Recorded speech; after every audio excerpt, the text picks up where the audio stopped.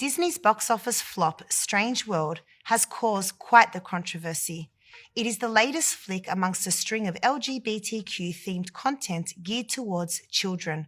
The film features a teenage boy, Ethan, who finds himself in a loving homosexual relationship, a romance that is celebrated by his woke family and friends. Yes, a homosexual teen romance story in a children's film. And yes, I said children's film. I guess it's only fitting that they titled it A Strange World. Of course, this is not the first pro-LGBTQ children's film that Disney has produced. Earlier this year, we saw Lightyear, another children's film that featured a lesbian couple with, get this, an on-screen kiss. It's shocking that this is all pitched as children's content, yet given Disney's open agenda that has been explicitly made clear, we can only expect to see more. One of our execs stood up and said, we only have a handful of queer leads. But don't get me wrong, I'm not here to tell Disney to stop making LGBT content at all. Surely a loss of $100 million in theatres is enough of an indication that parents are clearly in no rush to feed their children with same-sex romance dramas. If Disney wants to continue producing such content, that's completely up to them. My message, however, is towards parents, conscious Muslims, or even the young people watching this who are concerned about themselves and our future generations. We can no longer afford to take a back seat or idle approach when it comes to what our children are exposed to and what we consume. Disney is definitely not what it used to be, and we really need to be mindful of this. We need to be well aware of the current state of films, TV programs, and even textbooks that we allow into our homes and even into our children's schools. It is no secret that we are already seeing drag parades for preschoolers, school counselors encouraging sex changes, and even teachers lecturing school children about homosexual sex. It very well is a strange world. And it's no wonder we are seeing a dramatic rise in the amount of people identifying as LGBT.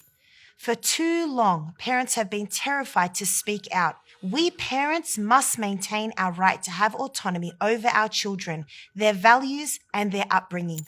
Recently, we saw Muslim parents take a strong vocal stance in a Dearborn school in Michigan, whereby pro-LGBT teachers were accused of exposing children to textbooks that are likened to animated pornography. Criticism of age-inappropriate content is not criticism of the LGBT community. It's completely ridiculous that we police those that groom children on the street, yet we are oblivious to those that do it on our screens and in our schools.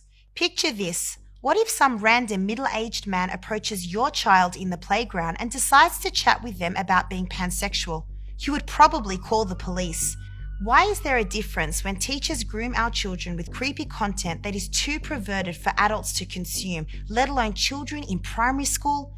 And as mentioned, this is a message not just to parents, but students themselves. Don't be afraid to take a stance. Recently, we witnessed UK's Wood Green Academy invite a gay man who identified as a Muslim to preach to the school's students. He ignorantly preached that the Quran had been misinterpreted and there was no issue with homosexuality in Islam. However, when courageous Muslim students pushed back against these false claims, they were met with their teachers screaming at them to shut up and somehow likening their views with the 9/11 terror attacks. Shut up and listen! Muslims smashed airplanes into buildings to kill thousands of people. Students should deserve the right to maintain their values and not be bullied into giving up who they are. Because if we don't speak up, it's just going to get worse. Balenciaga recently released an ad campaign with a child holding a sexualized bear and even images of pro-child pornography documents and a leash on a bed. An actual leash. But by all means, let's focus on Qatar's anti-one love stance. Let's force our enlightened values onto another nation because, hey, we got it right. And they need to rid themselves of their homophobic ways. But in all honesty, this isn't and never has been about homophobia. This isn't about hating another group of people. It's about reserving our right to uphold our own beliefs and values, including those of our children. We cannot sit by idly while someone else tries to change who we are and what our children believe in. We have the right to believe what we believe and not be bullied in the process, just as those that espouse the LGBTQ agenda preach tolerance, love, and demand that people respect their way of life, we ask that they do the same and respect us for who we are.